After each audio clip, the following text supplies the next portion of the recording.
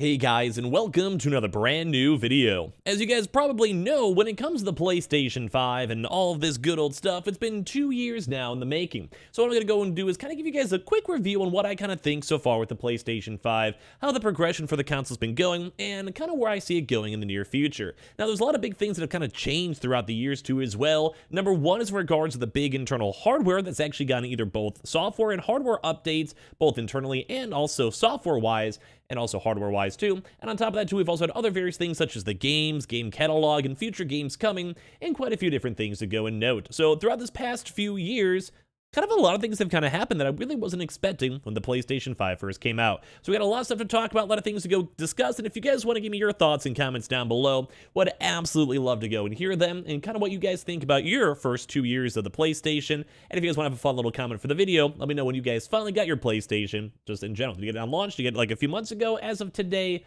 let me know. And of course, a quick little sellout, make sure you guys are subscribed with the notifications on as well for our $500 Xbox or PlayStation 5 giveaway on the channel itself. We have the Twitter and Twitch stream down below. We have the Weeble, we have the Target links and Amazon sign-up links too for all the console opportunities, and let's dive into the video. So the very first and foremost big thing I want to do before we discuss more on the hardware is on the overall games. So as I'm sure you guys have had a chance to see, there's been a lot of various different games coming out here for the PlayStation so far. And I think there's a few big mainstead ones, and I know everyone always wants to compare the Xbox and PlayStation, but so far, the PlayStation's actually done moderately well in terms of exclusives, with a lot of other ones coming out. Now we've had some pretty big ones that just came out this past week, such as God of War Ragnarok, but as well we have a lot of other kind of big games too that we had throughout the past few years, such as Deathloop, which at the time was a PlayStation 5 exclusive, which I'll probably go and count, Horizon Forbidden West, which was a pure PlayStation exclusive, Forspoken, and some of these other games too that also might be dual, also on PC and simultaneous launch. Something like Ratchet & Clank Rift Apart, which actually had really good reviews too as well on the PlayStation, and there's a lot of other games too, such as Returnal, and overall, we've had enough exclusives to at least kind of hold us on over. Good examples, God of War's had phenomenal reviews as of now.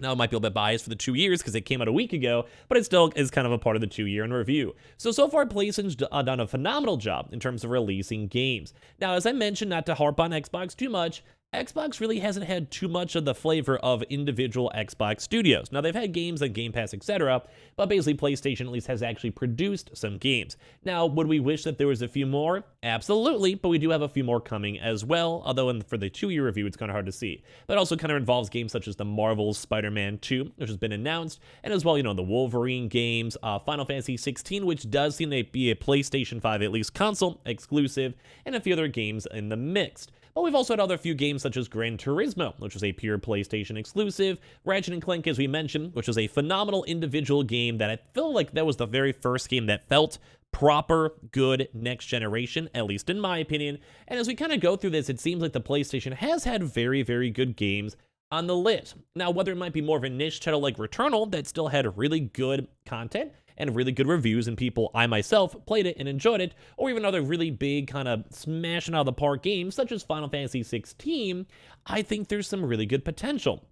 Now, we have a lot of games on the way, and obviously with God of War Ragnarok, I think that kind of sets the precedent of the Sony standard, where we want to have these games be phenomenal. We want to make sure these games are beautiful, and so far, it does kind of seem like they're pulling off pretty well. So as we go look through all these statistics and we're seeing all this stuff, it does go to show that Sony did a pretty good job, I think, in these past 2 years. Now, I do think launch was a little bit quiet. There was quite a few lulls in there, but I think now with development and more stuff coming out, and as well as some of these more bigger games, such as, say, like Stray, which is, I would kind of say, is a PlayStation console exclusive for a while, there was enough kind of like feeding in between the tubes, such as Resident Evil, the Dark Pictures games, Sackboy, etc., or even when the game first came out, such as Demon Souls, for a nice little remake, there was enough variety in these types of games that kind of helped us be held over. Now, in comparison to Xbox too, Xbox had a lot of Game Pass vibes, which also held out a lot of folks over on the indie side too as well, but I do think just the overall competition, there's always that competition, even if we don't want it to be. It did seem like the PlayStation did at least felt these past few years with some decent games,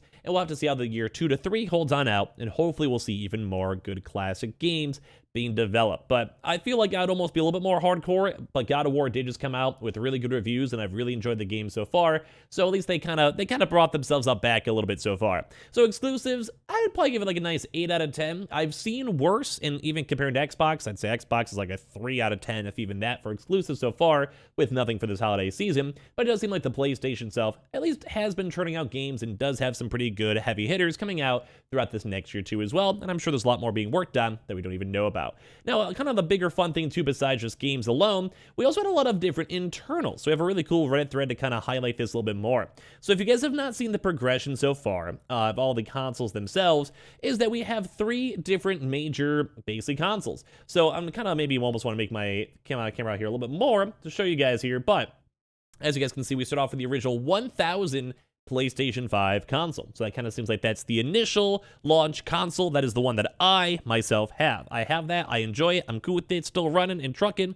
So I'll give it a thumbs up. But as you guys can even kind of just compare on these crazy different differences, look at how big this heatsink is in comparison to the other models. Now, the 1200 model is, I think, the current model that's going on as of right this second. It's kind of been our media news for this week. But we look at the 1000 series model. This took a lot more space if you're comparing it to, say, like one of these or even one of these, which is a lot smaller in the heatsink side. And as well, you can even see on how much bulkier it is on this right here where my mouse cursor is. It just kind of goes to show that the initial model, when it first came out 2 years ago, definitely wasn't the most pretty looking thing. And then, then went to the 1100 series over here too, which did look like it did use a different type of metal and looks a little bit more, well, I guess, refined and a little bit better. And then we also now have the current 1200 model, which I think apparently does have a better MOBO, better heatsink, better power, and better power usage rates. So it does seem like over time, the power usage overall has also gone down, and it has also been improved. So in terms of both the hardware, PlayStation also has done better throughout these past 2 years, which I think is a very nice thing. Games is probably my #1 most important thing, because obviously you want games to do well. You want to play, or you want to use your console to play games. You don't want to spend $50,000 on a telescope to look at the grass, so you're going to be wanting to make sure the games are good. So we have been getting exclusives, those are coming, but then part 2 is externals and internals and software, and it so far does seem like the hardware has been being developed throughout these past few years, and I'm sure as we keep on hearing rumors in the PlayStation 5 Pro, or more so on the Slim as of now, we'll have even a different redesigned functionality for the console coming soon, but so far I'd probably give this like a nice 8 out of 10. Looks like they're getting better systems, looks like they're more efficient, and it does also seem like the heatsink is also dissipating at least a little bit more as well. So all around cool stuff seeing this in general. Now, kind of the one bigger parts too is going to be on the software side.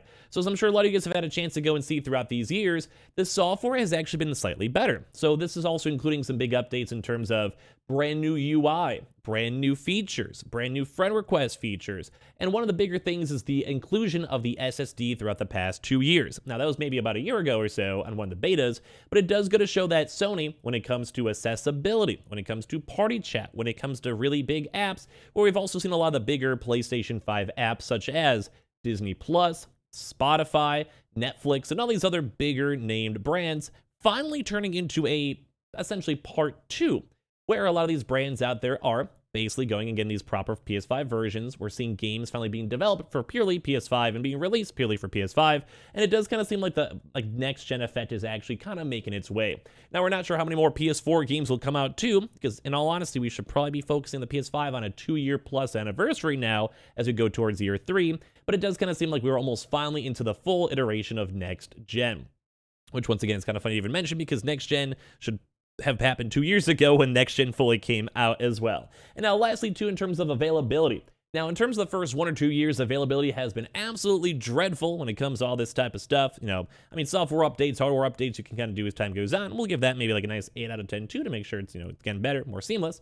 I definitely would like to go and have themes come back though, if I could, please, Sony. But when it at least does come to availability, right now we're almost at a 9, where it does seem like if you really want a console on various websites, like the Amazon links down below, Target links down below, or also in stores, it does seem like there is a lot of potential availability. And compared to even say last year, where this was maybe like a 3 and 4 at best, it does seem like this holiday season might be filled with a lot of folks finally getting their hands on a PlayStation 5 console and also hopefully having some fun games to go play, such as God of War Ragnarok.